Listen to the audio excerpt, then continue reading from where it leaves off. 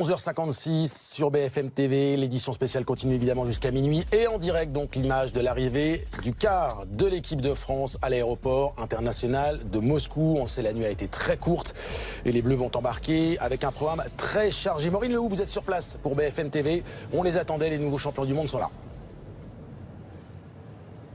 Ça y est, effectivement, après les familles, après les bagages, voilà enfin les joueurs de l'équipe de France. Vous le voyez, dispositif de sécurité important puisque dès leur arrivée, eh bien, la sécurité se met en place pour qu'on ne puisse pas facilement accéder à cette équipe de France. Vous voyez le coffre à l'instant qui sort du car, on ne sait pas ce que c'est.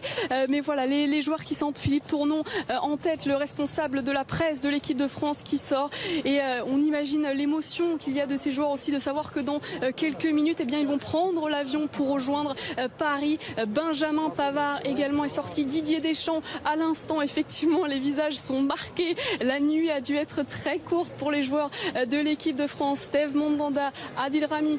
Steve, un petit mot? Bonjour. Bonjour.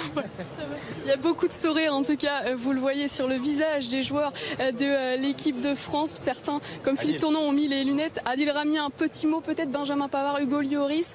On boite un petit peu aussi, hein. Les jambes doivent être lourdes ce matin ici à Moscou, et donc dans quelques minutes, eh bien, ils vont prendre cet avion pour les ramener à Paris où ils vont découvrir toute la folie qui entoure cette équipe de France. Blaise Matuidi qui se contente d'un geste de la main, qui salue un pouce, qui est bien évidemment très heureux. Florian Thauvin aussi, le sourire aux lèvres. Voilà les joueurs de l'équipe de France qui récupèrent une partie de leurs affaires. Une autre a déjà été emmenée dans l'avion qui les raccompagnera à Paris. Steven Zonzi qui est aussi là debout, qui attend tranquillement avec son téléphone portable.